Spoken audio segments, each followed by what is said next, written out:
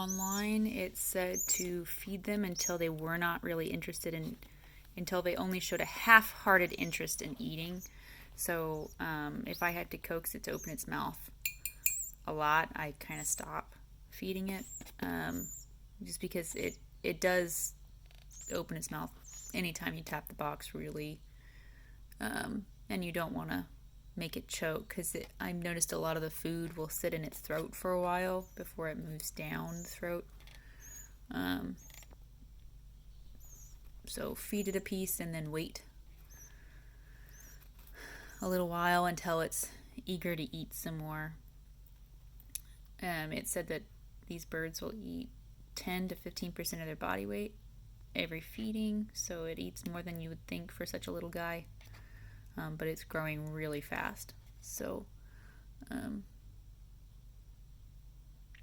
yesterday he ate 10 small worms and quite a bit of cat food, because I feed it probably at least 5 pieces of the cat food each time, at least. Sometimes more if he seems interested in more. So I fill this bottle with warm tap water. I don't ever get it hotter than that, because I don't want to overheat the bird. And I always put a washcloth down to kind of give a buffer between the bird and the warm washcloth, because it comes out of the tap pretty hot, and you want to just keep the bird warm. You don't want to bake it. These are just wet washcloths.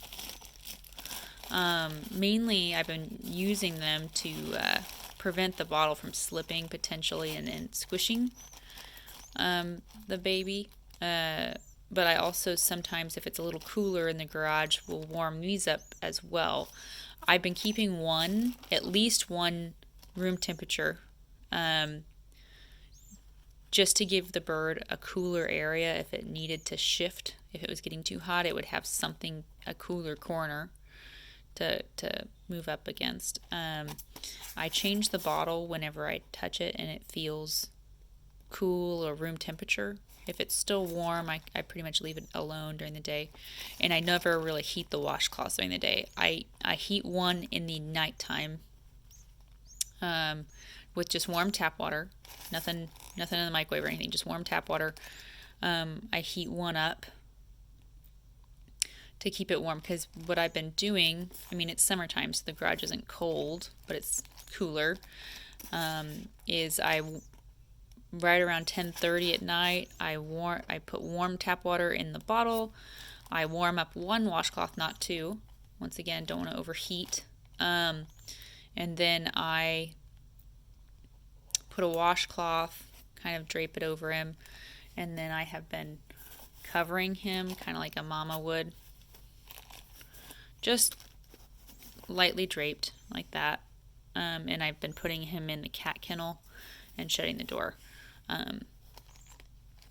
So that's been working to keep him alive.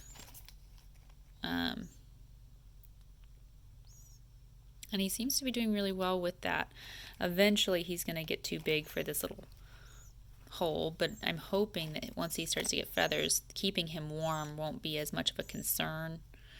Maybe just at night.